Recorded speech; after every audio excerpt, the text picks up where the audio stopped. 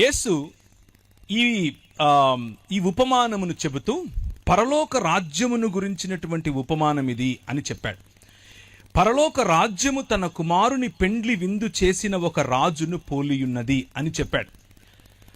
దేవుని రాజ్యమును ప్రకటించటానికే ప్రభు అయిన యేసు క్రీస్తు ఈ లోకానికి వచ్చాడు. మనం ఏ విధంగా ఈ ప్రపంచాన్ని విడిచి ఇంకొక లోకానికి వెళ్ళిపోవాలి అన్న ఫార్ములా ఇవ్వటం కోసం వచ్చాడు అని చెప్పటం మతం మాత్రమే. కానీ మత ప్రాతిపదిక నుంచి కొద్దిగా పైకి లేచి దేవుని రాజ్యం అన్నటువంటి ప్రాతిపదికలో దేవుని వాక్యాన్ని గనక అర్థం చేసుకుంటే చాలా సులువుగా, అరటిపండు ఒలిచి నోట పెట్టినట్లుగా చాలా సులువుగా, సరళంగా మనకు అర్థమవుతుంది. దేవుని వాక్యాన్ని దానికి ఉన్నటువంటి సందర్భం, దానికి ఉన్నటువంటి ప్రాధాన్యత, ఏ విషయములను వాక్యం ఎన్నుకొని చెప్పదలుచుకుందో ఆ విషయములను అధ్యయనం చేయటం ద్వారా మనం దేవుని హృదయానికి దగ్గరగా, ఆయన చెప్పాలనుకున్నటువంటి సందేశాన్ని దగ్గరగా అర్థం చేసుకునేందుకు అవకాశం ఉంటుంది. అలా కాకుండా 2000 సంవత్సరాల క్రితం చెప్పబడినటువంటి మాటలకు 2000 సంవత్సరాల తర్వాత మన మనసులో వచ్చే ప్రశ్నలను వాటిపై కృమ్మరించి దాని నుంచి ఏదో సంపాదించాలి అని ప్రయత్నం చేయటం వల్ల మతం కడతాం. అదే ప్రపంచ క్రైస్తవ సముదాయంలో అనేక శాఖలుగా, భిన్న భిన్న సమయాల్లో భిన్న భిన్న శాఖలుగా విడిపోయినటువంటి క్రైస్తవానికి ఉన్నటువంటి ఒక ఐడెంటిటీ. కనుక ఈరోజు సాయంకాలం మనం చదివిన, మనం నేర్చుకున్నదంతటినీ కూడా కొద్దిగా అలా పక్కన పెట్టి ఫ్రెష్గా, తాజాగా దేవుని వాక్యాన్ని ఉన్నదున్నట్లుగా, ఆయన చెప్పింది చెప్పినట్లుగా అర్థం చేసుకునే ప్రయత్నం చేద్దాం. ప్రభువు లేకపోతే దేవుడు ఒక విందును చేయాలి అని ఆశపడ్డాడు. దేవుడు తన ఇంటిని, తన భవనాన్ని భూమి ఆకాశములుగా నిర్మించాడు. ఆ భవనంలో ఒక క్రమాన్ని ఏర్పరచాడు. ఆ క్రమము ఉదయముకు ఒక వెలుగు, రాత్రికి ఒక వెలుగు రూపంలో, ఎక్కడ నీళ్లు ఆగాలో ఆ నీళ్ల యొక్క లేకపోతే మంచిగా పచ్చిక పండటానికి కావలసిన వనరుల రూపంలో, చెట్ల రూపంలో, పశు పక్షులకందరికీ కూడా కావలసిన నీడ మరియు పళ్ళ రూపంలో చక్కటి ఒక గార్డెన్, ఒక తోటను క్రమంగా వేశాడు. క్రమంగా వేసినటువంటి ఆ తోటలో మనిషిని, అనగా నిన్ను, నన్ను, మనుష్యులను అందులో ఉంచి ఆ 3 పదాలు లేకపోతే 3 రకాలుగా వారికి ఒక మాట చెప్పాడు. వారిని తన ప్రతినిధులుగా, తన ప్రతిబింబంగా, అలాగే తన ప్రతిమగా, 3 పదాలు వాడుతున్నాను. ప్రతిబింబము, ప్రతినిధి మరియు ప్రతిమ. ఆయన నిర్మించినటువంటి ఆయన ఆలయంలో, అనగా భూమి ఆకాశములు అనేటటువంటి ఆలయంలో మనిషిని ఆయన ప్రాణ ప్రతిష్ఠ చేసి తన ప్రతినిధిగా ఉంచాడు. ప్రాణ ప్రతిష్ఠ చేసి ప్రతిబింబంగా ఉంచాడు. ప్రాణ ప్రతిష్ఠ చేసి ప్రతిమగా ఉంచాడు. అలా ఉంచినటువంటి మనిషిని ఏమని చెప్పాడు అనంటే, నువ్వు నా స్వరూపము, నా పోలిక గనుక నేను నీకిచ్చే అధికారముతో ఈ ప్రపంచాన్ని, అనగా ఈ భూమిని ఫలించు, విస్తరించు, భూమిని నిండింపచేయి, అభివృద్ధి చెందు, మరియు దానిపై ఏలుబడి చేయమన్నాడు, రాజ్యం చేయమన్నాడు. దేవుని రాజ్యము యొక్క ప్రతినిధి మనిషి, దేవుని స్వరూపము యొక్క ప్రతిబింబం మనిషి, దేవుని స్వరూపము యొక్క ప్రతిమ మనిషి.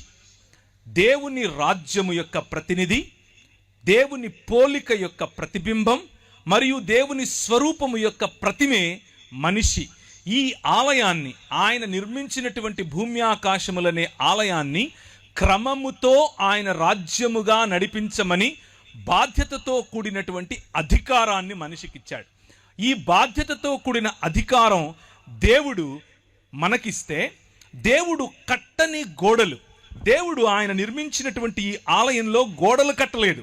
ఆయన న్యాచురల్గా ఉండే హద్దులు ఇచ్చాడు. వాటి హద్దులను దాటి నీళ్లు రావట్లేదు, దాని హద్దును దాటి గాలి వీయట్లేదు, దాని హద్దును దాటి చెట్టు పెరగట్లేదు. లాస్ ఆఫ్ నేచర్, లేకపోతే ఈ స్వాభావికంగా ఉండేటటువంటి కొన్ని హద్దులను ఈ ప్రపంచానికి ఏర్పరిచి దాని ద్వారా సురక్షితమైనటువంటి జీవన విధానాన్ని మనుషులకు ఇచ్చాడు. ఆ సురక్షితమైన జీవన విధానంలో అన్ని సుభిక్షంగా ఉన్నాయి. మనం చేయవలసిందల్లా ఏమిటి అనంటే, దేవుడు మనిషి వైపుకు చూసినప్పుడు ఆయన యొక్క సామ్రాజ్యం, ఆయన యొక్క రాజ్యంలో ఉన్న సుభిక్షత కనిపించేలా బ్రతకాలి. ఈ సృష్టి మనిషిని చూసినప్పుడు దేవుని గుణలక్షణాలు కనిపించాలి. ఇది మనిషికి ఇచ్చినటువంటి పని. అందుకనే మనలను అనగా మనుష్యులను రాజులైన యాజకులు అని పిలిచాడు. రాజులు ఏలతారు, యాజకులు స్తుతి స్తోత్రములను ఆయనకు అందజేస్తారు. సృష్టిలో ఉన్న యావత్ స్తోత్రమును ఆరాధనను తీసుకుని దేవుని వద్దకు పంపించటం యాజకుల పని. అదే మనిషి చేయాలి. అలాగే సృష్టి యావత్తు సజావుగా నడుస్తోంది అన్నటువంటి రాచరికం మనిషి చేయాలి. అదే దేవుడు మనిషి చూసినప్పుడు మనిషిలో కనిపించాలి. ఇది దేవుడు మనిషికిచ్చినటువంటి ఆయన రాజ్యభారం, ఆయన భుజములకు, మన భుజములకు ఇచ్చినటువంటి ఆయన పౌరసత్వం, ఆయన రాజ్యములో ఉన్న పౌరసత్వం. అయితే మనిషి దేవుణ్ణి తిరస్కరించాడు. మైకుల ద్వారా వింటున్నవారు, ఈ ప్రాంగణంలో చూస్తున్నవారు, వింటున్నవారు, అలాగే ఈ లైవ్ ద్వారా వింటున్నవారు, ఈ నెరేటివ్ లేకపోతే బైబిల్ చెప్పేటటువంటి మానవ జీవన కథనాన్ని, మానవ మనుగడకు సంబంధించినటువంటి చరిత్రను ఒక్కసారి గమనించండి. నేను చెప్పే వర్షన్ను కూడా. ఇది మీకు బహుశా మీరు విన్నదే అయి ఉండొచ్చు, లేక ఒక కొత్త కోణం అయి ఉండొచ్చు. ఏది ఏమైనా మీకు ఉపయోగపడుతుందేమో. ఒక్క 5 నిమిషాలు ఇటువైపు చూడండి. దేవుడు ఏర్పరిచినటువంటి ఈ రాజ్యంలో మనిషిని దేవుడు నువ్వు ఏలమని చెబితే, మనిషి అంధకార సంబంధమైన దురాత్మ సమూహములుగా ఉన్నటువంటి ఈ లోక మర్యాదకు తలవంచాడు. ఈ లోక మర్యాదకు తలవంచటం కారణం చేత నువ్వు కాదు రాజువు, ఐ యామ్ ద కింగ్ అన్నాడు. నేనే రాజునవుతాను అన్నాడు. ఆయన ఏకఛత్రాధిపతిగా ఉంటూ నిన్ను సామంత రాజుగా ఏలమంటే, కాదు కాదు నేను సామంతుణ్ణి కాదు, ఐ వాంట్ దట్ సీట్ అన్నాం. నాకు నువ్వు కూర్చున్న సింహాసనం కావాలి అనగా దేవునికి సమానత్వాన్ని మనం కోరుకున్నాం. అలా కోరుకున్న మరుక్షణం అటు పూర్తిగా మనిషిగా బ్రతకలేకపోయాం, ఇటు దేవుడు కాలేకపోయాం. అదే ఈరోజు మనిషి ఉన్నటువంటి స్థితి. ఆ స్థితినే పతన స్థితి అని పిలుస్తారు. దీనినే మూల పాపము అని కూడా పిలుస్తారు. బైబిల్ గ్రంథంలో దీన్నే ఒరిజినల్ సిన్ అని అన్నాం, మూల పాపము.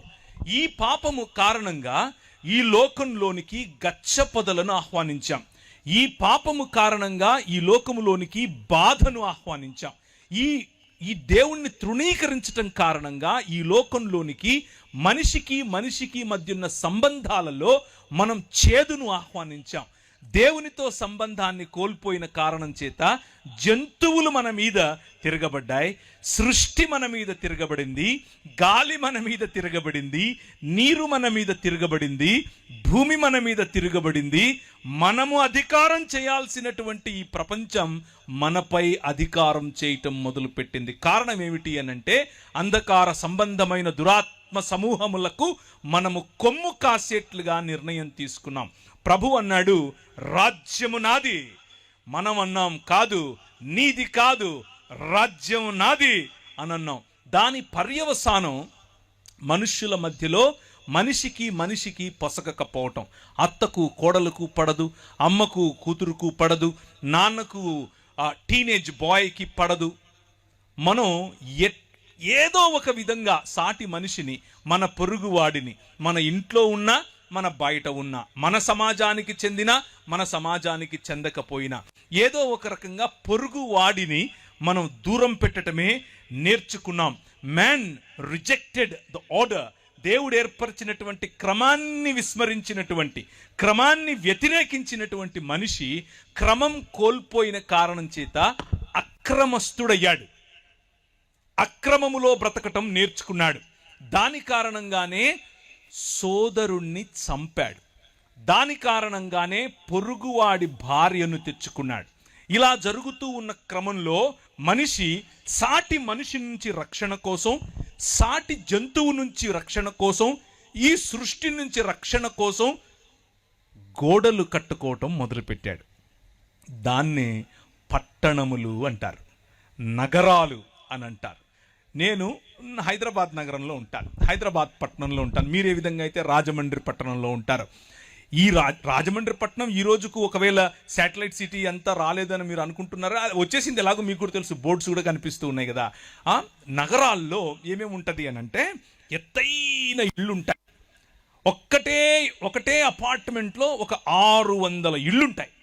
ఒకటే అపార్ట్మెంట్లో ఒక లిఫ్ట్ ఉంటుంది, పొడుగు పైకి వెళ్ళిపోద్ది. లిఫ్ట్లోకి ఎక్కుతాం, కానీ పక్కనుడేవడో మనకు తెలియదు. వాడిని చూస్తే తల కిందించుకోవటం, మాట్లాడడం, వాళ్ళేడో తెలియదు, మనమేడో తెలియదు. పిలిస్తే ఎక్కడ అతుక్కుంటాడో అని భయం, మాట్లాడితే ఎక్కడ అంటుకుంటాడో అని భయం. మా పక్కింటోడి పేరు నాకు తెలియదు, ఎదురింటోడి పేరు తెలియదు. వాళ్ళు బయట బోర్డులు పెట్టుంటారు వాళ్ళ పేర్లు, అంతవరకు చదివి ఉంటాను. కానీ ఆ బోర్డు, ఆ మనిషి పేరు ఏదైతే ఉందో ఆ మనిషి నిజానికి ఎవరు అనేది మనకు తెలియదు. ఇదే మానవుడు నిర్మించుకున్నటువంటి నగరాలంటే ఇలాగుంటాయి. మనకు అనిపిస్తుంది మనలాంటి వాళ్ళు అనేకులు ఒక చోటుకు వచ్చారని, కానీ మనకంటే భిన్నంగా ఉన్న వాళ్ళు అంతకంటే ఎక్కువ మంది ఒకే చోటికి రావటం.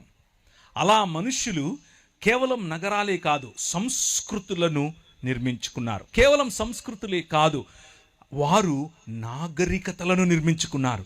నాగరికతలను నిర్మించుకుని రండి మనం ఎక్కిపోదాం అనుకుని దేవుని కంటే, దేవుడు చేసే పరిపాలన ఏంటి మేము చేయలేమా అన్నట్లుగా వాళ్ళు ఇమారత్తులు కట్టడం, మినారెట్లు కట్టడం మొదలెట్టారు.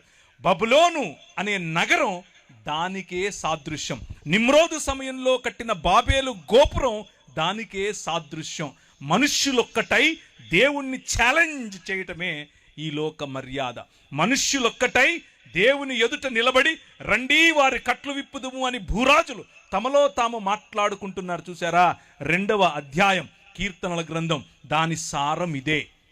మనిషి దేవుని యొక్క సన్నిధిని తృణీకరించటం, దాని కారణం చేత మనిషి అలా మనిషిగా బ్రతకలేకపోవటం, దేవుడు ఎలాగూ కాలేకపోయాడు. ఇదే మనిషికి ఉన్నటువంటి సమస్య. దేవుణ్ణి తిరస్కరించటం కారణం చేత హీ సాట్ ఫర్ సేఫ్టీ, ఆయన సంరక్షణ కోసం వెదికాడు. ఆ సంరక్షణలో పొరుగువాణ్ణి కోల్పోయాడు, ఆ సంరక్షణలో బంధాలు కోల్పోయాడు, ఆ సంరక్షణలో నాది నాది నాది అనుకొని కొంతమందిని పోగేసుకుని ఒక కులంగా మారాడు. నాది నాది నాది అని పోగేసుకుని అందులో నుంచి ఒక ఉపకులంగా మారాడు. నాది నాది అని పోగేసుకుని మతాలు కట్టాడు. నాది నాది అని పోగేసుకుని మతాలు, కులాలు, ఉపకులాలు, అలాగే తెగలు, ఫలానా భాషకు చెందిన అంటూ అందరూ ఒక చోటికొచ్చి నగర నిర్మాణం అని అనుకుంటున్నారు. నిర్మాణం మంచిదే, దేవుని వాక్యం చెబుతుంది నిర్మాణం మంచిది, డెవలప్మెంట్ ఈజ్ గుడ్, వికాసం మంచిది. కానీ వీరు చేసిన నిర్మాణం ఎలాంటిది అనంటే ఒకసారి చూద్దాం. ఇర్మియా గ్రంథం 23వ అధ్యాయం 13-14 వచనాలు. ఇర్మియా గ్రంథం 23వ అధ్యాయం 13-14 వచనాలు. నిర్మాణములు మంచివే, కానీ నిర్మాణముల వెనుక దాక్కొని ఉన్నటువంటి అంధకార సంబంధమైన దురాత్మ సమూహముల యొక్క ఆలోచన విధానం, భావజాలం ఏమిటి అనేది చూడండి. షోమ్రోను ప్రవక్తలు అవివేక క్రియలు చేయగా చూచితిని, వారు బయలు పేరట ప్రవచనము చెప్పిన జనమైన ఇశ్రాయేలును త్రోవ తప్పించిరి. యెరూషలేము ప్రవక్తలు ఘోరమైన క్రియలు చేయగా నేను చూచితిని, వారు వ్యభిచారులు, అసత్యవర్తనులు, ఎవడునూ తన దుర్మార్గత నుండి మరలా దుర్మార్గుల చేతులను బలపరుస్తూ ఉన్నారు. వారందరూ నా దృష్టికి సొదొమ వలె అయిపోయారు, దాని నివాసులు గొమొర్రా వలె అయిపోయారు. కాబట్టి సైన్యములకు అధిపతియగు యెహోవా ఈ ప్రవక్తలను గూర్చి సెలవిచ్చున్నదేమనగా, యెరూషలేము ప్రవక్తల అపవిత్రత దేశమంతటా వ్యాపించెను, కాబట్టి తినుటకు మాచిపత్రియు త్రాగుటకు చేదు నీళ్లు వారికి నేను ఇస్తాను. ఈ నగరముల వెనుక, ఈ నిర్మాణముల వెనుక, ఈ సొదొమ వెనుక, ఈ గొమొర్రా వెనుక ప్రయాణం చేసే వారిని పరిపాలించే వారిని ఈ మార్గముల గుండా తీసుకుని వెళ్ళే భావజాలం ఒకటి ఉంది. ఆ భావజాలం ఏమిటి? యెహెజ్కేలు గ్రంథం 14వ అధ్యాయం 49-50 వచనాలు. నీ చెల్లెళ్ళైన సొదొమ చేసిన దోషమేదనగా, చాలామంది ఈ అబ్రహాము సమయంలో, అబ్రహాము ఒక సామాన్యమైనటువంటి ఊరు అనే పెద్ద పట్టణంలో ఉండేవాడు. ఊరు అనేది ఆ రోజుల్లో చిన్న ఊరు కాదు, ఒక పట్టణం. ఆ పట్టణం మెసొపొటేమియా ప్రాంతానికి కేంద్రం. మెసొపొటేమియా అనేది ఆ రోజుల్లో ఈరోజు అమెరికా ఎలాంటిదో అలాంటిది. ఆ రోజుల్లో ఊరు అనంటే ఈరోజు అమెరికాలో ఉన్న వాషింగ్టన్ లాంటిది, లేకపోతే న్యూయార్క్ లాంటిది, లేకపోతే లాస్ ఏంజలస్ లాంటిది, అలాంటి దేశంలో అలాంటి పట్టణంలో ఉన్నటువంటి అబ్రహామును దేవుడు అన్నాడు, come out of it, I am the king అని పిలిచాడు. నువ్వు ఏదైతే చూస్తున్నావో ఈ మనుషులు నిర్మించుకున్నటువంటి ఈ నాగరికత అది కాదు. నేను నీ ద్వారా ఒక రాజ్యం కడతాను, నీ ద్వారా ఈ ప్రపంచాన్ని ఆశీర్వదిస్తాను, కమ్ అని పిలిస్తే ఆయన అన్నాడు సరే వచ్చేస్తానని చెప్పి మొత్తం ఆయన బయలుదేరి వచ్చేసాడు. ఆయన వచ్చేస్తూ ఉంటే ఆయనతో పాటు ఇంకొక ఆయన వచ్చాడు. ఆయన పేరేంటి? లోతు మరియు అబ్రహాము కలిసి ప్రయాణం చేస్తున్నారు. వారు దేవుని కొరకు, దేవుని పిలుపు మేరకు వారి సొంత స్వజాతిని విడిచారు, వారి సొంత ఇళ్లను విడిచారు, వారి సంస్కృతిని విడిచారు. దేవుడు వారి నగరాన్ని విడిచారు, వారి నిర్మాణాలను విడిచారు. ఇప్పుడు దేవుడు కట్టబోయేటటువంటి ఒక రాజ్యంలోనికి మేము ప్రవేశించబోతున్నాం. దేవుడు మా ద్వారా ఒక రాజ్య నిర్మాణం చేస్తాడట. కోల్పోయినటువంటి క్రమాన్ని ఈ ప్రపంచంలోనికి మళ్ళా తీసుకొస్తాడట అని వచ్చినటువంటి ఈ అబ్రహాము మరియు లోతుల మధ్య ఒక చిన్న, వారిద్దరి మధ్య కాకపోయినా వాళ్ళ మధ్యలో ఒక చిన్న దాన్ని ఏమంటారు, అసఖ్యత మొదలైంది. కారణం ఏమిటి? మనం ఆల్రెడీ చూసాం. మనిషి దేవుణ్ణి తృణీకరించాడు కాబట్టి మనిషి ఓర్వలేడు, మనిషిని మనిషి సహించలేడు, మనిషితో మనిషి కలిసి ఉండలేని పరిస్థితి. నాది అని కట్టుకునే భావజాలం ఒకటి ఉంది. ఆ భావజాలం లోతు మరియు ఆయన ప్రజల పైన పనిచేసింది. లోతుకు ఆయన సాదరంగా ఆహ్వానమిచ్చి నీకు ఏది కనిపిస్తే అది తీసుకున్నా అన్నాడు. ఆయనకు పచ్చటి పచ్చిక కనిపించింది, నాకు ఇది కావాలన్నాడు. తీసుకో, టేక్ ఇట్, తీసుకో అన్నాడు. ఆయన వెళ్ళిపోయి పచ్చటి పచ్చికలో ఉన్నాడు. ఈయనేమో పచ్చిక లేని చోట ఈయన ఉన్నాడు. ఈయన ఉన్న చోట ఆయన అనుకున్నాడు పచ్చదనంలో ఆశీర్వాదం ఉంది. ఈయన అనుకున్నాడు నేనెక్కడ కాలు పెడితే అక్కడ ఆశీర్వాదం, నేను దేన్ని పడితే అది ఆశీర్వాదం, ఎందుకంటే నా వెనుక ఆశీర్వాదం కాదు ఆశీర్వాదములను ఇచ్చేవాడున్నాడు అని నమ్మాడు. అందుకనే అబ్రహాము నీతిమంతుడని తీర్చబడ్డాడు. ఎందుకంటే అబ్రహాము విశ్వాసించాడు కాబట్టి విశ్వాసము ఆయనకు నీతిగా తీర్చబడింది. ఆయన చూస్తున్నాడు. అయితే అలా పచ్చిక కోసం వెళ్ళినటువంటి ఈ లోతు మరియు ఆయన కుటుంబము ఒక భయంకరమైనటువంటి స్థితిలో మారిపోయింది. ఆ భయంకరమైనటువంటి స్థితిలో ఇప్పుడు ఆ నగరం ఉంది. ఏ నగరంలోనికైతే ఈయన దాని హంగుభంగులను చూసి, దాని ఆకర్షణను చూసి, దాని ఎత్తైన గోడలను చూసి, దానికి ఉన్నటువంటి సంరక్షణ అనేటటువంటి ద్వారములను చూసి, గవినులను చూసి ఆకర్షితుడై, ఇక్కడ మనకు మూన్ లైట్ డిన్నర్ ఉంటుంది, ఇక్కడ మనకు దాన్ని ఏమంటారు కంట్రీ చికెన్ దొరుకుతుంది, ఇక్కడ మనకు ఆర్గానిక్ ఫుడ్ దొరుకుతుంది అని ఏ నగరం వైపుకైతే పరిగెట్టాడో ఆ నగరం ఇప్పుడు ఏమైందంటే ఆ నగరం ఈయనను చంపాలని చూస్తోంది. ఆ నగరం మొత్తాన్ని నాశనం చేయటానికి, ఆ నగరంలో పనిచేస్తున్నటువంటి భావజాలాన్ని రూపుమాపటానికి ప్రభువు దాని వైపుకు దానికి సమయం ఇచ్చాడు. ఇంకా మారు మనసు నిర్మాణం. కానీ ఏమా నిర్మాణం? సొదమ, నీ చెల్లెలైన సొదమ చేసిన దోషం. ఎందుకని ఆయన ఆ నగరాన్ని నిర్మూలన చేయాలనుకున్నాడు? వారి దోషం ఏమిటి అని అంటే దాని కుమార్తెలకు కలిగిన గర్వం, దాని కుమార్తెలకు కలిగిన గర్వం, ఆహార సమృద్ధి, నిర్విచారమైన సుఖస్థితి అనేదే 3 విషయాలు. చాలా సరళమైంది బైబిల్. మనం ఏదో దీన్ని ఓవర్ స్పిరిచువలైజ్ చేయాల్సిన అవసరం ఏమీ లేదు.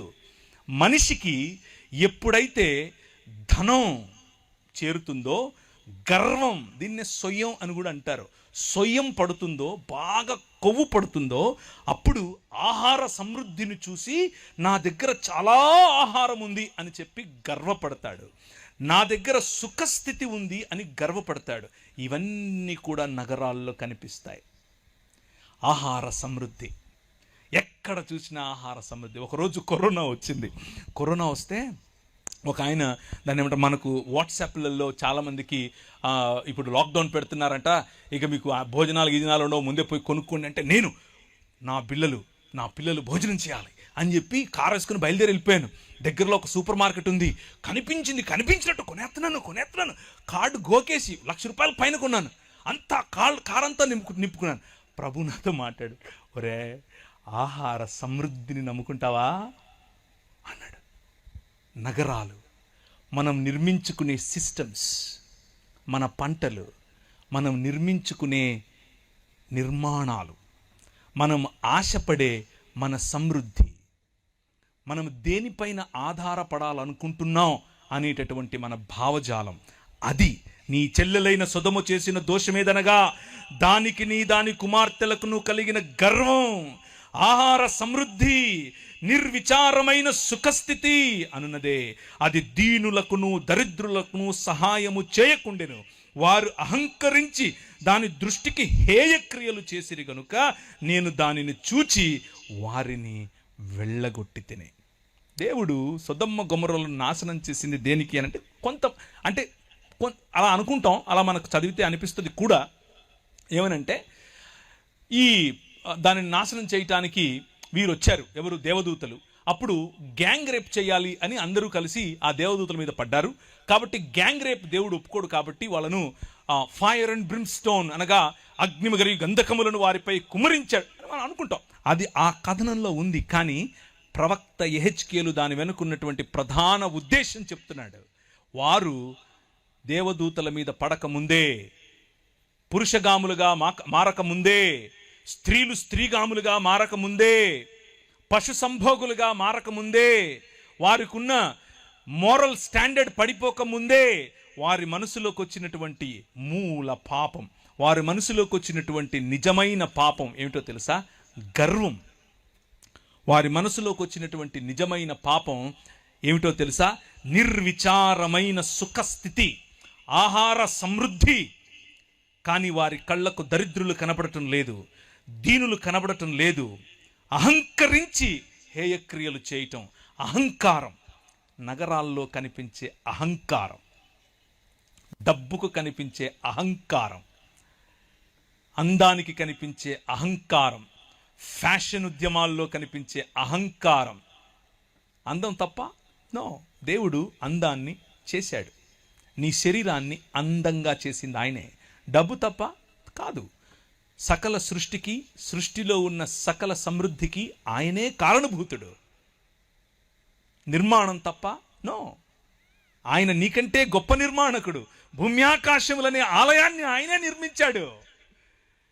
ఏంటి తప్పుక? వీటిని చూసుకుని నువ్వు మదం ఎక్కుతున్నావే, అది తప్పు, అది తప్పు.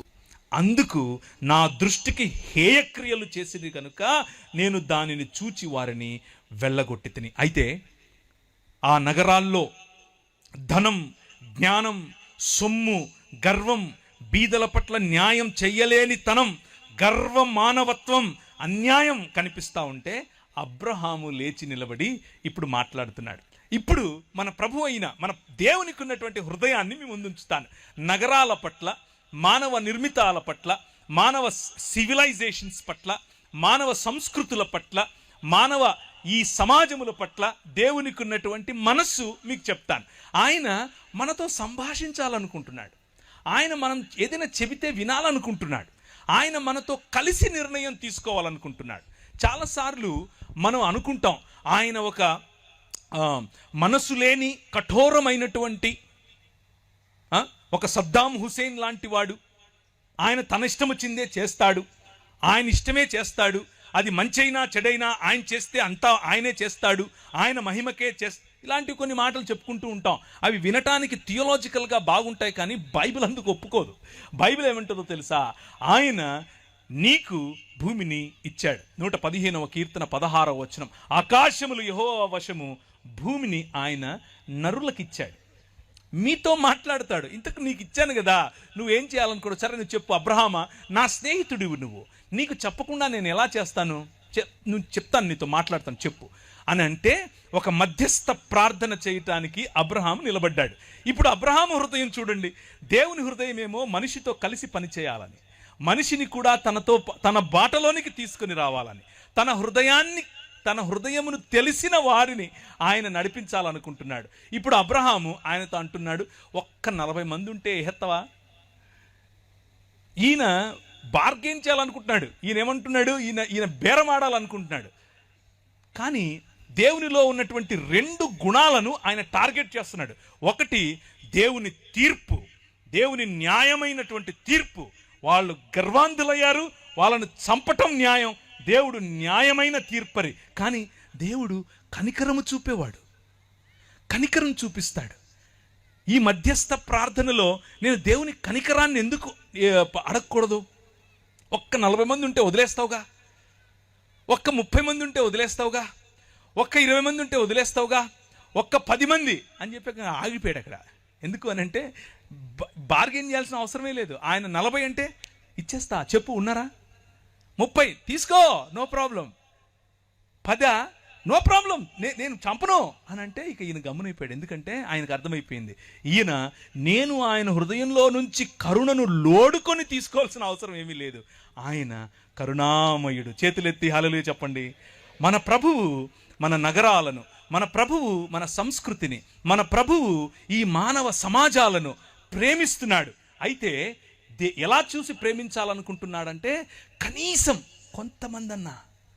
కొంతమంది చేసిన పాపం, కొంతమందికి వచ్చినటువంటి గర్వం, కొంతమందికి వచ్చినటువంటి అహం కారణంగా నగరాన్ని నాశనం చేయటం ఎంత సులువో, ఎంత నిజమో, ఎంత న్యాయమో, కొంతమందికి ఉన్నటువంటి తగ్గింపు, కొంతమందికి ఉన్నటువంటి నిజమైన మానవత, కొంతమందికి ఉన్నటువంటి కరుణ, కొంతమందికి ఉన్నటువంటి తన పొరుగు వారిని ప్రేమించే ఆలోచన ఉంటే ఆయన క్షమించటానికి, నీ నగరాన్ని క్షమించటానికి, నేనున్న నగరాన్ని క్షమించటానికి, ఆ ఛత్తీస్గఢ్ను క్షమించటానికి ఆయన సిద్ధమే. అందరం లేచి నిలబడదామా?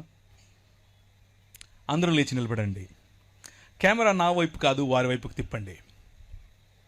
కెమెరా నా వైపుకు కాదు, ఆయన వైపుకు, వారి వైపుకు తిప్పండి. రాజ్యం ఎవరిది? ఆయనది. రాజ్యం ఎవరిది? ఆయనది. మళ్ళీ చెప్పండి, రాజ్యం ఎవరిది? గట్టిగా చెప్పండి, రాజ్యం ఎవరిది? రాజ్యం ఛత్తీస్గఢ్లో ఎవరిది? నాకు వినపడలేదు. ఛత్తీస్గఢ్లో రాజ్యం ఎవరిది? యెహోవాయే రాజు. He is the king. గట్టిగా చెప్పండి, ఆయనే రాజు. నీ చెల్లెళ్ళైన సొదమ చేసిన దోషమేదనగా, దానికి దాని కుమార్తెలకు కలిగిన గర్వమును, ఆహార సమృద్ధి. నీ దగ్గర పంటలు ఎక్కువ పండుతున్నాయి అనుకుంటున్నావా?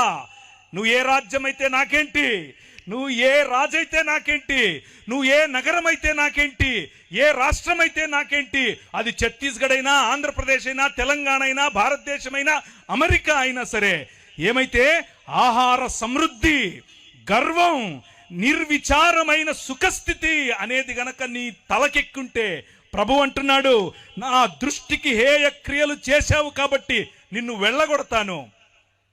పరలోక ప్రార్థన చెప్తారా? పరలోకమందున్న మా తండ్రి,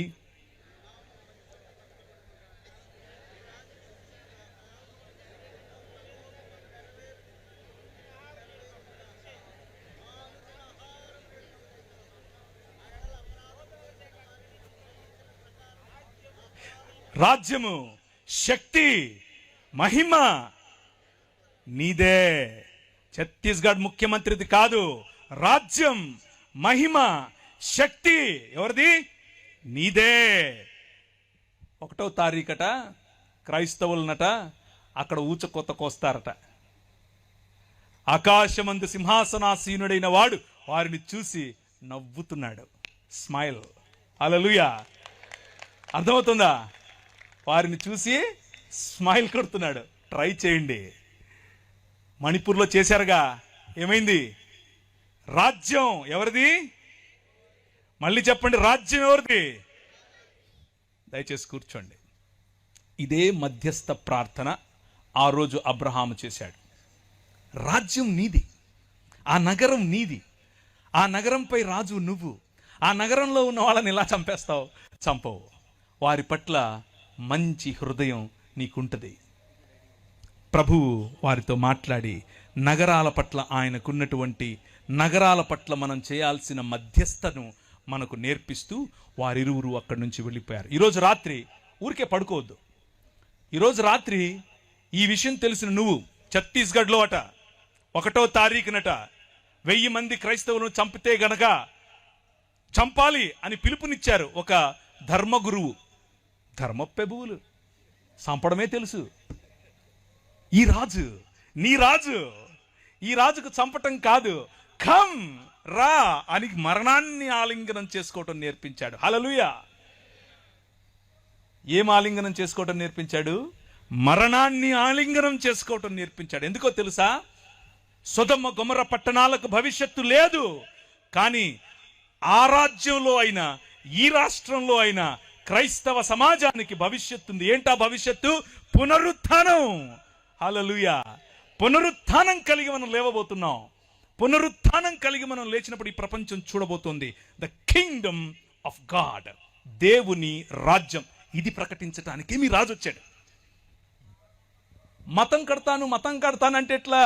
మనం మతమూలం కాదు, రాజ్యం, దేవుని రాజ్యం, ద కింగ్డమ్ ఆఫ్ గాడ్.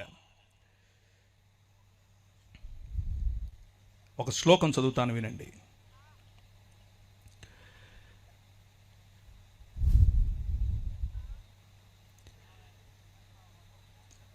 అస్మాకం ప్రభు పరమేశ్వర ఏక ఏవ యూయం సర్వంతఃకరణై సర్వప్రాణై సర్వచిత్తై సర్వశక్తిభిశ్చ తస్మిన్ ప్రభో పరమేశ్వరే ప్రియధ్వం. ఈ శ్లోకానికి అర్థం ఏమిటంటే, నేను మార్కు సువార్త చదివాను, టెన్షన్ పడకండి. నీ దేవుడైన యెహోవాను నీ పూర్ణ మనస్సుతోను, నీ పూర్ణ ఆత్మతోను, నీ పూర్ణ శక్తితోను ఏం చేయాలి? ప్రేమించాలి, ఆరాధించాలి, సేవించాలి. ఇత్యాజ్ఞా శ్రేష్టా తథా స్వప్రతివాసిన్ స్వవత్ ప్రేమ కురుధ్వం. అలాగే చెప్పండి, నిన్ను వలే. శ్లోకంలో చదివితే వాక్యంలా లేదా? ఇది మన బైబిలే. బైబిల్ సొసైటీ ఆఫ్ ఇండియా వాళ్ళు సంస్కృతంలో రాసిన బైబిలే. ఇది చూపించండి మనోళ్ళకు. ఎందుకో లేనిపోని శ్లోకాలు చదివిస్తూ ఉంటారు, ఎక్కడెక్కడి నుంచో తీసుకొచ్చి. ఏం లాభం లేదు. వాక్యం, వాక్యం, దేవుని వాక్యం ఏం చెప్తుంది అని అంటే, ఇదంతా కాదు. దేవుణ్ణి ప్రేమించు, నీ మనిషిని ప్రేమించు, దేవునితో సంబంధం కలిగి ఉండు, నీ పొరుగువాడితో సంబంధం కలిగి ఉండు. ఇంతే నేను చెప్తున్నది. నువ్వేదో మతం కట్టక్కర్లా, నువ్వు క్రైస్తవ మతం అస్సలు కట్టక్కర్లా. యోహాను చెరపట్టబడిన తరువాత యేసు ఈశుర్గాలీల్ ప్రదేశమాగత్య ఈశ్వర రాజ్యస్య సుసంవాదం ప్రచారయాన్. ఆయన యోహాను చెరపట్టబడినప్పుడు గలిలయ ప్రాంతములోనికి వచ్చి దేవుని రాజ్యమును ప్రకటించుచుండెను. కథయామాస కాల సంపూర్ణ ఈశ్వర రాజ్య ఇచ్చ సమీపమాగతం అతో హేతోర్యూయం మనాంసి వ్యావర్తయద్వం సుసంవాదే చ విశ్వాసిత. మీ మనసులను మార్చుకొని దేవుని రాజ్యము వైపుకు రండి అని ఆయన దేవుని రాజ్యమును ప్రకటించెను. శ్లోకంలో చెప్తే, అంటే శంఖంలో పోస్తే తప్ప నీళ్ళు తీర్థమవు టైప్లో అలా చెప్తే ఇప్పుడు మీకు అర్థమైందా? ఆయన వచ్చి చెప్పింది దేవుని రాజ్యం గురించి, క్రైస్తవ మతం గురించి కాదు, మనం కట్టుకున్న శాఖల గురించి కాదు. దేవుని రాజ్యం చెప్పాడు. దేవుని రాజ్యంలో ఉండాల్సిన లక్షణాలు ఏమిటి అని అంటే, సొయ్యం లేకపోవటం, గర్వం లేకపోవటం, బీదల పట్ల మనస్సు ఉండటం. అలా ఉంటే దాన్ని సొదొమ రాజ్యంగా చూస్తాడు, దానిని మానవ నిర్మాణమైనటువంటి ఒక నగరంగా చూస్తాడు. కానీ ఆయన రాజ్యం నీ పొరుగు వారిని ప్రేమించటం, ఆయన రాజ్యం నీ దేవుడైన యెహోవాను ప్రేమించటం. కాగా 4వ వచనం మీరు చదివినటువంటి వాక్య భాగంలో నుంచి, కాగా అతడు ఇదిగో నా విందు సిద్ధపరచి ఉన్నాను, ఎద్దులను క్రొవ్విన పశువులను వధింపబడినవి అంతయు సిద్ధముగా ఉన్నది, పెండ్లి విందుకు రండని పిలువబడిన వారితో చెప్పుడని వేరే దాసులను పంపెను గాని వారు లక్ష్యము చేయక ఒకడు తన పొలమునకును మరి ఒకడు తన వర్తకమునకు వెళ్ళిరి. దేవుడు ఒక రాజ్యమును నిర్మిస్తాను అని చెప్పి అబ్రహామును పిలిచాడు. అబ్రహాము ఒక రాజ్యమును నిర్మించటం కోసం వస్తే ఒక నగరం పాడవటం చూశాడు. కానీ తన పిల్లల పిల్లలు ఇంకొక నగరానికి బానిసలుగా కొనిపోయారు. ఆ నగరం ప్రపంచాన్ని ఏలేటటువంటి ఐగుప్తు దేశం యొక్క నగరం, ప్రపంచానికి ఇప్పుడు కేంద్ర బిందువు. ఆ నగరంలో గొప్ప గొప్ప పిరమిడ్లు కడుతున్నారు. మా ఊర్లో ఏ విధంగా అయితే ఇప్పుడు కడుతున్నారో సేమ్ అలాగే అన్ని సంస్కృతులు ఇలాగే మొదలయ్యాయి, ఇలాగే హెచ్చయ్యాయి, అలాగే సర్వనాశనమయ్యాయి. భూమికి అంటుకున్న వాడే బతుకుంటాడు. పైకి వెళ్తాను అనేవాడు పైకే పోతాడు. భూమికి అంటుకోండి, బతుకుతారు. ఓ గొప్ప గొప్ప పిరమిడ్లు కట్టేస్తున్నారు. ప్రభు అన్నాడు, ఏమయ్యా నాకు అహం, వీళ్ళు దాసులు, వీళ్ళ మీద ఇంకా పని పెట్టండి, అన్నమేయకండి అని అన్నాడు. అవునా, సొదొమ గొమొర్రాలకు ఏం చేశాను నీకు తెలీదా? అదే చేస్తానన్నాడు 5 సార్లు. Let my people go. నువ్వు అలా చేయటానికి వీల్లేదు, నా ప్రజలను పంపించు. ఇశ్రాయేలు ప్రజలపైన నువ్వు అలా ప్రతాపం చూపించడం కరెక్ట్ కాదు, వాళ్ళపైన అంత శ్రమ మంచిది కాదు, పంపించు అని అంటే అన్నాడు. 5వ సారి తర్వాత నేను పంపిస్తాను బాబోయ్ అంటే కూడా నీ హృదయాన్ని నువ్వు చూస్తావు. ఇప్పుడు నీ కొమ్ములు ఎలా ఇరుగుతాయో నువ్వు చూస్తావు, నీ నోటి పళ్ళు ఎలా రాలుతాయో నువ్వు చూస్తావు. నువ్వు నీ కళ్ళ ముందు నా పసిబిడ్డను, నేను కన్న నా కుమారుణ్ణి, నా జ్యేష్ఠపుత్రుని నేను తీసుకెళ్ళిపోతా, గద్దరెక్కల మీద మోసుకునేట్లు తీసుకెళ్ళిపోతా. ఇందులో దేవుని గుణలక్షణం మీకేం కనిపిస్తుందో? మీరు మీ ఇంట్లో పనిచేసే వ్యక్తి పైన ప్రతాపం చూపిస్తే దేవుడు తన బిడ్డను ఎలా తనేమంటారు గద్దరెక్కల మీద మోసుకుని వెళ్ళాలో మోసుకెళ్తాడు. మీ జీవితం ఫరోలాగా కుప్పకూలుతుంది.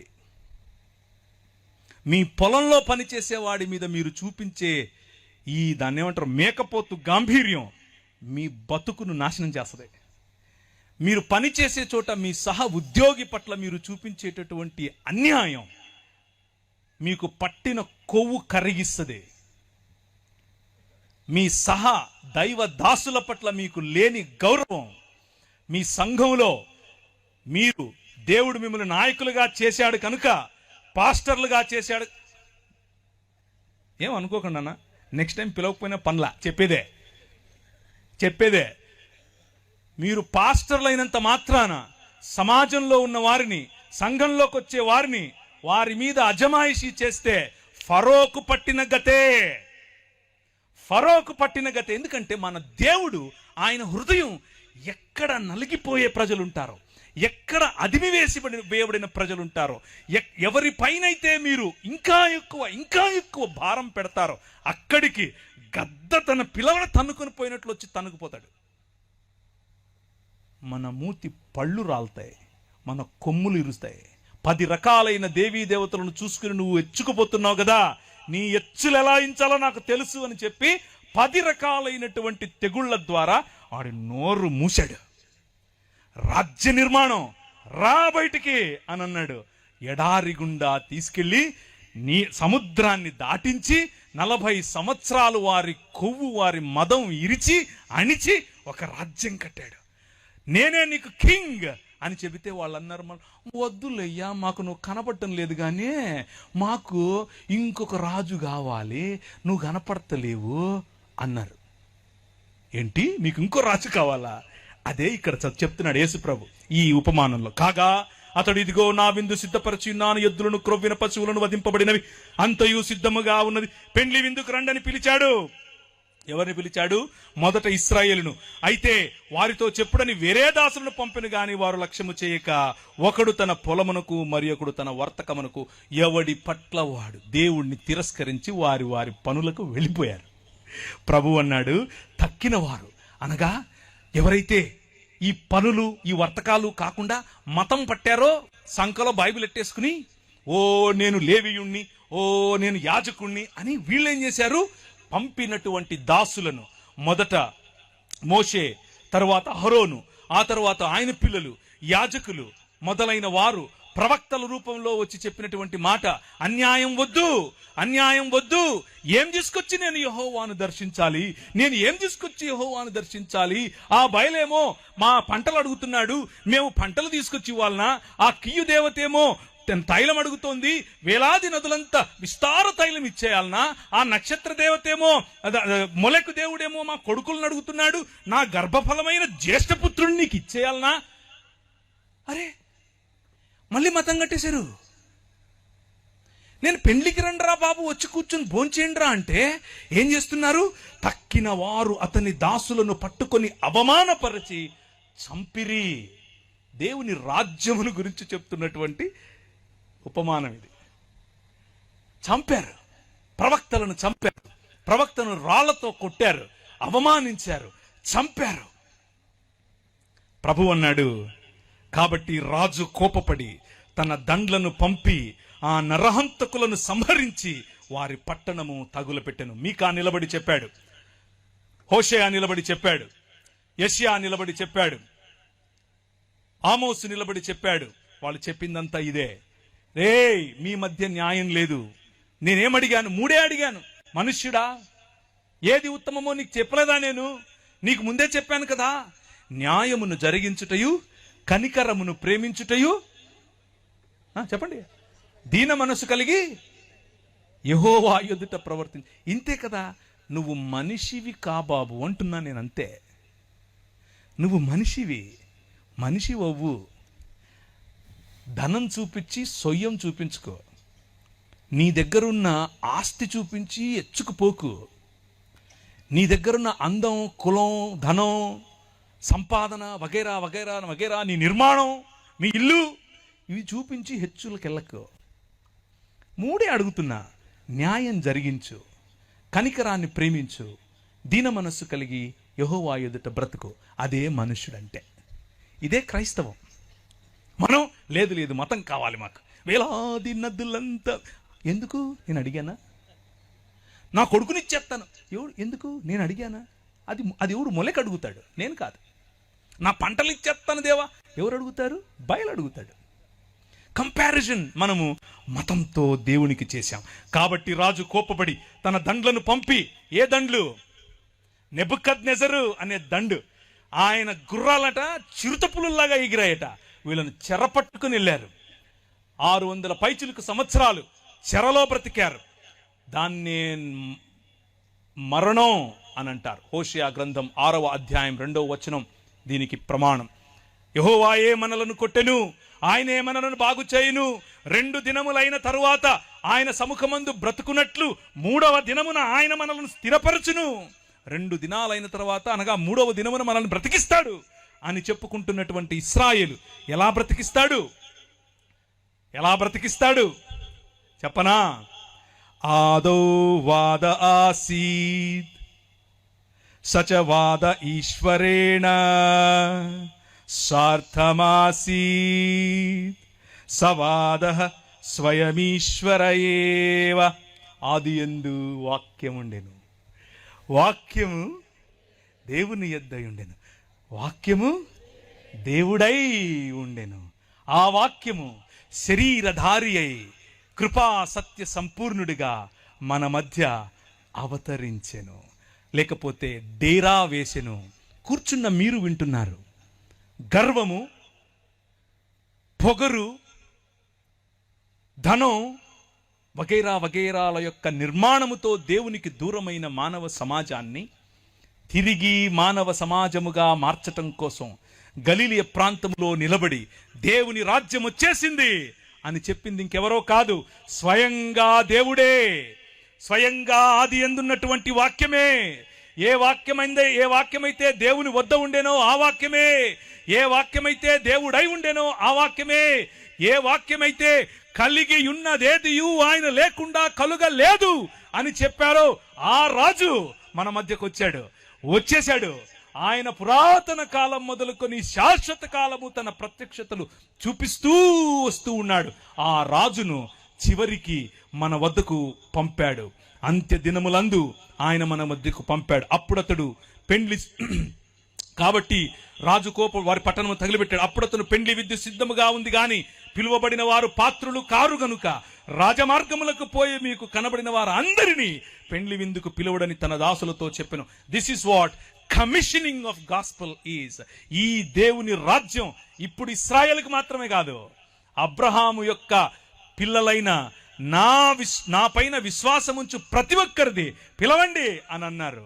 అపోస్తలులకు పరిశుద్ధాత్మను మీరు పొందుకుంటారు. పరిశుద్ధాత్మను మీరు పొందుకున్నప్పుడు యూదయ, సమరయ, భూ దిగంతముల వరకు ఈ క్రీస్తు, మరణాన్ని జయించిన క్రీస్తు, సంఖ్యలను విరిచేసే క్రీస్తు, బానిసత్వాన్ని తొలగించే క్రీస్తు, నమ్రుడైన క్రీస్తు, నిజమైన మానవుడైన క్రీస్తు రాజ్యములోనికి ఆహ్వానించండి అని పంపాడు. సాక్షులుగా పిలవండి అని పంపాడు. అదే సువార్త ఇంతై మహాపర్వతమై శాటిలైట్ సిటీలో పడింది. హల్లెలూయా. శాటిలైట్ సిటీలో పడితే జనాలు చూస్తున్నారు, ఏంటిది ఈ రాజ్యం కనిపించినట్లుంటది. ఈ రాజ్యం ఉంటది, కానీ ఎక్కడుందో తెలీదు, ఎలా దాన్ని అరికట్టాలో తెలీదు, మంటలైనా ఆర్పాలో తెలీదు. ప్రభుత్వాలు ట్రై చేశాయి, చేతకాల. రాజ్యాలు ట్రై చేశాయి, చేతకాల. కొందరైతే రాజ్యాలు ట్రై చేసి ఇది కాదని చెప్పి మనలోనే దూరిపోయారు. అదే ఈ రాజ్యం. ఆవగింజంతే, కానీ మహావృక్షం అవుతుంది. ఇంత రాయే, కానీ మహాపర్వతం అవుతుంది. ఒక్క మనిషే, కానీ తన శరీరాన్ని నాటి మళ్ళీ జీవము గల శరీరముగా పైకి తీస్తే జీవాన్ని, మరణాన్ని ఒకే శరీరంలో కట్టగల రాజ్యం ఇది. ఆ రాజ్యం వచ్చేసింది, ఆ రాజ్యం నడుస్తోంది. ఆ దాసులు రాజమార్గమునకు పోయి చెడ్డవారినేమి మంచివారినేమి తమకు కనబడిన వారందరినీ పోగు చేసిరి గనుక విందుకు వచ్చిన వారితో ఆ పెండ్లిశాల నిండిపోయెను. ఛత్తీస్గఢ్లో 1000 మందిని హేస్తామంటే భయపడేదా ఈ రాజ్యం? ప్రపంచమంతా విస్తరించిన రాజ్యం. హల్లెలూయా. ప్రపంచమంతా, నువ్వు వెళ్ళిన దేశం, నువ్వు వెళ్ళిన ప్రతి ఊరిలో విస్తరించిన రాజ్యం. ఎక్కడెక్కడ నాపుతావు నువ్వు? నెత్తికి నామాలు ఎట్టుకుని పిలిచేయగానే కత్తులు ఎట్టుకొని చంపేస్తానే అయిపోద్దా? ఇది కాదు. ఇలా మీరు ఎప్పుడో చేస్తారని ఎప్పుడో చెప్పాడు మన ప్రభు. ఎప్పుడో 2000 సంవత్సరాల క్రితమే చెప్పాడు. కానీ భయం కాదు. మరణాన్ని కౌగిలించుకునే సమాజం క్రైస్తవ సమాజం. క్రైస్తవ సమాజం వైలెన్స్కు వెళ్ళే సమాజం కాదు. వీటన్నిటిని చూపించి మీ పిల్లలకి నేర్పించాల్సింది ఏంటో తెలుసా? వాళ్ళు వస్తున్నారు, మనం ఎత్తేసుకుందాం కాదు, ప్రేమించండి. అదే ప్రభు చెప్తున్నాడు. అయితే ఇలా చెప్తూ ఉన్న క్రమంలోనే ఆయన ఒకరికి దేవుని రాజ్యం ఇలా ఉంటుంది, దేవుని రాజ్యం ఇలా ఉంటుంది అంటే ఈ పాస్టర్ గారు ఒక ఆయన లేవీయుడు, లేకపోతే దాన్ని ఏమంటారు, మత ఛాందసవాది లేచి నిలబడి అడిగాడు, చెప్పేవులే కానీ ఇంతకు ఏంటి అన్నిటికంటే గొప్ప ఆజ్ఞ ఏంటి అని అంటే, నేను ఇంతకుముందు చదివానే, అది చదివాడు. మరి నువ్వు చెప్పావుగా అయిపోయింది కానంటే, కాదు, ఇంతకు నా పొరుగోడెవడు అని అడిగాడు. నా పొరుగోడెవడు? ఛత్తీస్గఢ్ నా పొరుగువాడేనా? మా ఊర్లో ఉన్నవాడే నా పొరుగువాడు కాదు, మా ఇంటి పక్కనోడే నా పొరుగువాడు కాదు. నగరాలు మాకు అవే నేర్పాయి, మరి మేము కట్టుకున్న నిర్మాణాలు అవే నేర్పాయి. మనుష్యుడు సృష్టించుకున్న సంకల్పం, మనుష్యుడు సృష్టించుకున్న సిస్టమ్స్, మనుష్యుడు సృష్టించుకున్న వ్యవస్థలు మనిషికి దూరం చేస్తాయి. ఇంత బైబిల్ తెలిసిన వ్యక్తి ఏమడుగుతున్నాడు అనంటే, నాకు పొరుగువాడెవడు? ఒక గోడ కట్టేసుకుని ఇశ్రాయేలు వాడు మాత్రమే నా పొరుగువాడు అని అనుకుంటున్నాడు. లేకపోతే ఆ ఇశ్రాయేలీల్లో ఉన్నటువంటి పరిసయుడు మాత్రమే నాకు పొరుగువాడు అని ఈయన అనుకుంటున్నాడు. ప్రభు అన్నాడు, కాదు బాబు, నువ్వు ప్రకటించినటువంటి నీ విశ్వాసంలోనికి, నువ్వు ప్రకటించినటువంటి నీ మత శాఖ పరిధిలోనికి ప్రజలు రాలేదని చెప్పి ఆ పెండ్లి దుస్తులేవి అని అడిగే హక్కు నీకు లేదు. నువ్వు పిలవాలి, అందరినీ పిలవాలి, నీ నగరం కోసం పిలవాలి, మధ్యస్థగా నిలబడి పిలవాలి, నీ శాటిలైట్ సిటీని పిలవాలి, రాజమండ్రిని పిలవాలి, హైదరాబాద్ను పిలవాలి, జంగారెడ్డిగూడెంను పిలవాలి, విశాఖపట్నంను పిలవాలి, అన్ని నగరాలను పిలవాలి. పిలవడమే నీ పని. వచ్చిన వారు దేవునికి అర్హులా కాదా చూసుకునేది ఆయన పని. ఆయన అడుగుతాడు. ఆయన వాళ్ళనే కాదు, నిన్ను కూడా అడుగుతాడు. ఏమేసుకున్నావు నువ్వు అని.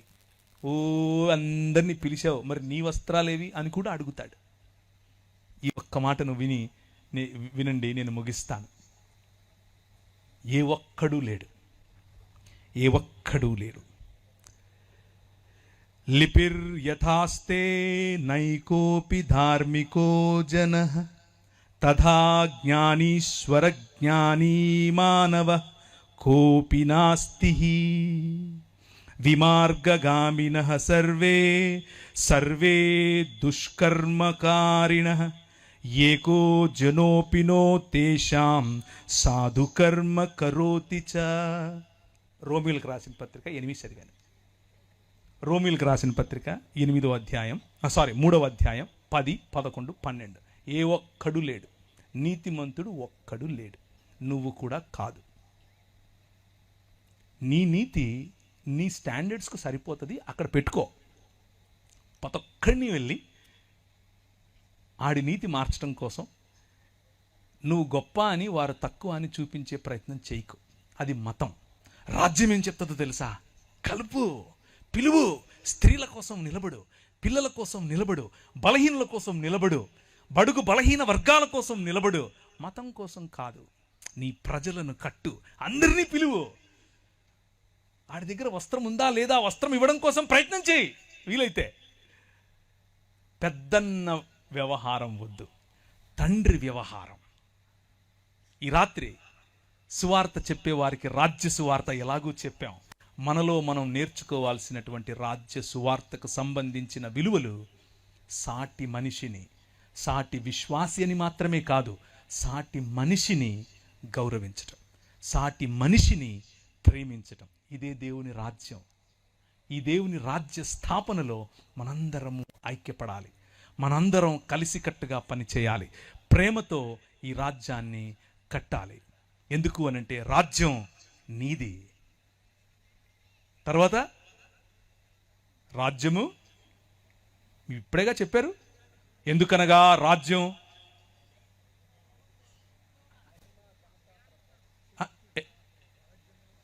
శక్తి, శక్తి. రాజ్యం ఆయనది, మంది కాదు. శక్తి ఆయనదే, మంది కాదు. మరియు మహిమ, the glory of his story is or it belongs to him. ఆయనది మహిమ. మధ్యలో మనం తుమ్మితే ఊడిపోయే ముక్కు. వీలైతే ఆయనకు కోఆపరేట్ చేద్దాం, లేకపోతే ఆయన పీకినప్పుడు మనల్ని కూడా పీకుతాడు.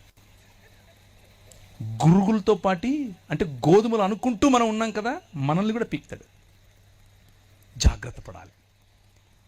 Let's bow our heads. తలలు ఉంచుకుంటే ప్రార్థించుకుందాం. నేను అనుకున్నాను ఎవరైనా ఆవులు ఇస్తారేమో ఆపేద్దామని. మీరు ఎవరు ఆవులించలేదు. దాన్ని బట్టి నాకు అర్థమైంది ఏంటంటే మీరు కథలు బాగా వింటారు. కంటిన్యూనా? పర్లేదు, ఎక్కువ చేస్తే కొడతారు. తలలుంచుకోండి, తలలుంచుకొని ప్రార్థిద్దాం. ప్రభు వైపుకు చూద్దాం. దేవుని రాజ్యం గురించి ఈరోజు విన్నారు. మతం గురించి, మతంలో ఉన్న అనేకమైనటువంటి అంశాలు మీకు ఎలాగో తెలుసు. కానీ దేవుని రాజ్యం సాటి మనిషి పట్ల సహృదయం, సాటి మనిషితో సహోదర భావం. మన పాటలు అందుకే, మన పనులు అందుకే, మన ప్రేమ అందుకే. ఈ ప్రాంతంలో ఈ నల్లట్ట పుస్తకాన్ని మోసుకుని వచ్చిన వారు బడుల ద్వారా, ఆసుపత్రుల ద్వారా అదే చేశారు. అందుకే మీరందరూ ఈరోజు దేవుని రాజ్యంలో భాగం. నేను చచ్చిపోయి ఎక్కడికో వెళ్తాను అన్న సువార్త కాదు మీ తల్లిదండ్రులు విన్నది. నువ్వు మనిషివి, దేవుని స్వరూపం, దేవుని పోలికలో ఉన్నావు. ఇది దేవుని ఆలయ నిర్మాణం. ఆ నిర్మాణంలో నీ భాగం ఏంటి అని అడుగుతున్నారు. ఈరోజు రాత్రి ఒక నిర్ణయం చేసుకుని వెళ్ళు. ఊరికి వెళ్ళద్దు, ఊరికే వెళ్ళిపోకు. అలాగే ఈరోజు రాత్రి ఆ ఛత్తీస్గఢ్ కోసం ప్రార్థన చేయకుండా, ఆ ఛత్తీస్గఢ్లో నలిగిపోతున్నటువంటి నీ సహోదరుల కోసం ప్రార్థన చేయకుండా, వారి కోసం పరితపించకుండా, వారి కోసం ఆశీర్వాద వచనాలు పలకకుండా నువ్వు నిద్రపోకు. ఈరోజు రాత్రి ప్రభువు నీ మాటలు వింటాడు. అబ్రహాము చేసిన మధ్యస్థ ప్రార్థన 40 మంది ఉంటే అలా జరుస్తావా ప్రభువా అని చేయలేవా? నువ్వు చెయ్యి. ఈరోజు రాత్రి ప్రభు వింటాడు. కృపగలిగిన తండ్రి, మా మధ్యలోనికి నీ వాక్యము ద్వారా మమ్మను ప్రోత్సహించి, మమ్మను బలపరిచి, మాకు కావలసినటువంటి పోషణనిచ్చి, ప్రభువా, ఈ రాత్రి ఏ ఒక్కరిని ఖాళీ చేతులతో పంపక, ఖాళీ హృదయంతో పంపక, నీ మనస్సు నెరిగిన, నీ రాజ్యమును అనుభవించే నగరములు కాదు, మానవ నిర్మిత నగరములు కాదు, ఒకరోజు నువ్వు నిర్మిస్తున్నటువంటి నగరం, పరిశుద్ధ పట్టణం, మేమెక్కడికో వెళ్ళేది కాదు, దిగి రాబోయే పరిశుద్ధ పట్టణం, ఆ నూతన యెరూషలేము కొరకు వేచి చూడటానికి మా ప్రయాణమని గమనించి ఆ పరిశుద్ధ పట్టణములోనికి ప్రవేశించటానికి మమ్మును మేము, ఆ విందులోనికి పాల్గొనటానికి మమ్మును మేము సిద్ధపరచుకొనున్నట్లు, మా వస్త్రములను మేము శుభ్రపరచుకున్నట్లు సహాయం చేయమని ముందున్న కార్యక్రమమును మీ చేతులకు అప్పచెప్పుకుంటూ చిన్న ప్రార్థన యేసు నామమున అడిగి వేడుకుంటున్నాను తండ్రి. ఆమేన్.